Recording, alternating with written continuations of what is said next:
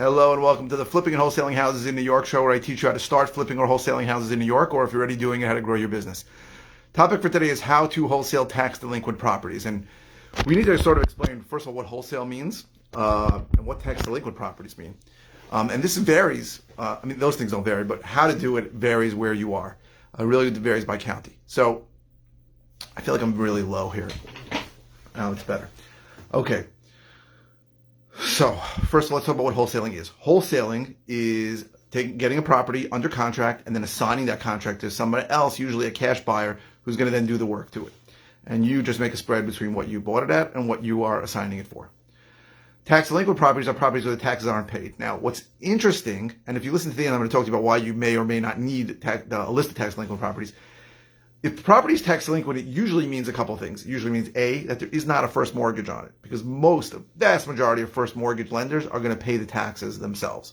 Even if you're not paying the mortgage, they'll still pay the taxes. And it means that the guy owns it free and clear, and he's not paying taxes on it. Now, it's a little weird in some of the areas. Like I'm in Nassau and Suffolk County, New York. Taxes are really high, right? Taxes can be $1,000 a month. So it's understandable. But there are places where taxes are really low, $600 a year, $400 a year. Somebody's not paying the taxes. It usually means there's a problem. So you've got two indicators here. You've got an indicator that it's probably not a first lien mortgage, that it's owned without a first lien on it. Now, it could be there's a first lien mortgage, it's just not paying the taxes. Sometimes you can choose not to escrow, but unlikely. And also there's some kind of distress. So it's probably one of the best lists you can get anywhere. Having said that, I can't get this list in Nassau County, and it's very hard to get in Suffolk County, although some people told me they got it. Sorry about that. So, some people got it from the county clerk. It's a struggle. But if you can get a tax delinquent list, it's a great list to market to. A great list. And you can get it in, I think, something like 75%. Sorry again. 75% of the counties that exist. So, how to wholesale the property. So, the fact that it's got tax delinquency, and this also changes in every place. So I know in Nassau, they sell tax liens once a year. And then there's a 2-year redemption period. Some places have a 1-year redemption period. Some places have a 3-year redemption period. And what that means is that if I buy a tax lien, I have to wait 2 years. I have to give 2 years to the person who owned the property to redeem it. They're going to pay me back what I paid plus interest, but I can't do anything. Now, let's go further. In New York, where foreclosures can take 10 years, what that means is that after the redemption period, that's when I can start the foreclosure process. Start it. So what happens is that people buy tax liens, and 6 months in Texas, I know, John. People buy tax liens, and their tax liens piling up for 7 or 8 years. Different people are buying the liens. Some people the same people. But you have a long period of time. So in New York, the idea that this person is desperate or that he's going to lose his house to a tax lien is not really happening. In Texas, they sell tax deeds, which means you don't pay your taxes. They sell the actual house, buy the house, and you pay the taxes that way. It's not the way it works in most places, and certainly not New York. It's a tax lien. I just buy a lien on the house. Nope, that guy can't sell the house until he pays off the lien. And it's guaranteed. So there's one company in New York, a law firm called L&L, that buys, I think, something like 95% of all tax liens every year. And the way the tax lien auction in Nassau works is that you bid how much interest above, I think, 2% that you're going to accept. And usually L&L will pay like 1.75% or 2%, something like that. So L&L will pay a very small amount of interest, but their thinking is that it's guaranteed, right? They're going to get paid eventually.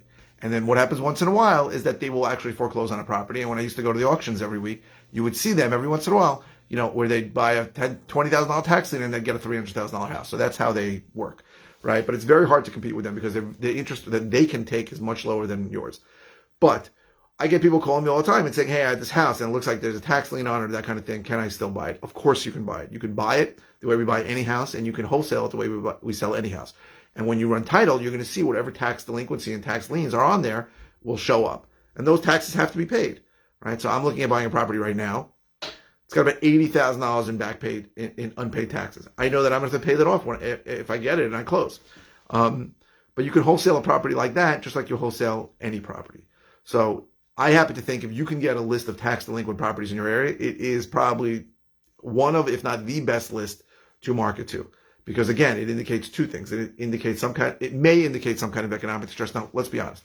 Sometimes it's just an oversight, right? What you see a lot is that if somebody buys a property, there's an extra tax lot next to it, and the first lien mortgage holder is paying the taxes on one lot, they don't pay it on the second lot. That kind of thing happens all the time. Sometimes it's just an oversight. Sometimes you send the tax payments to the wrong place. Sometimes the Nassau County or Suffolk County Treasurer's Office screws up, doesn't apply.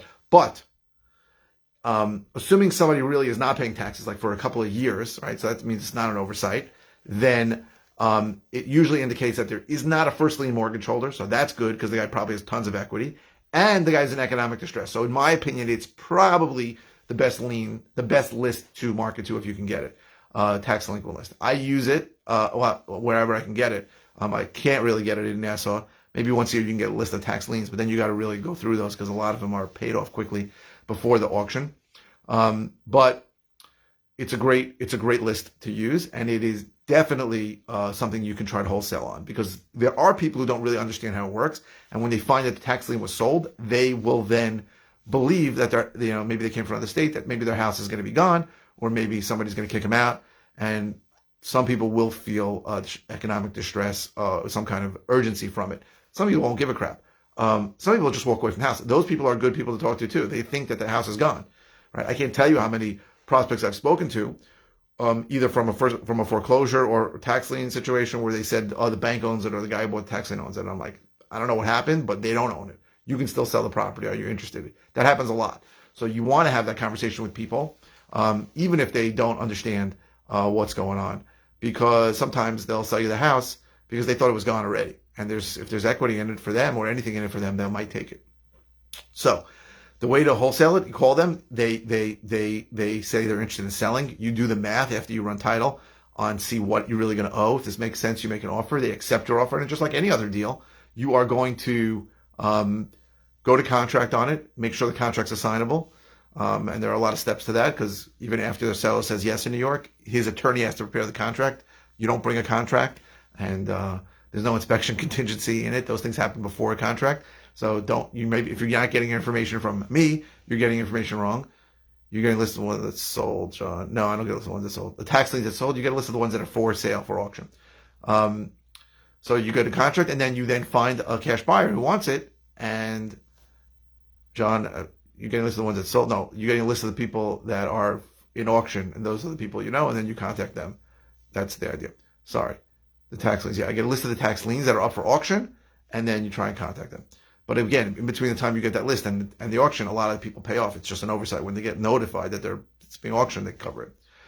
So that's really basic wholesaling, right? You get the contract, you make sure it's an assignable contract in New York. The attorney sends you a contract, sends a contract to your attorney negotiates with him, make sure it's assignable, that kind of thing. And then you show it if you can, right? And showing it sometimes is an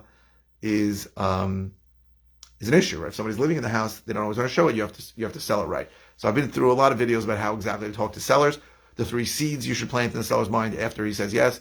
But the basic wholesale, that's how it works. You are getting something under contract and then assigning it to another cash buyer. So I hope this was helpful.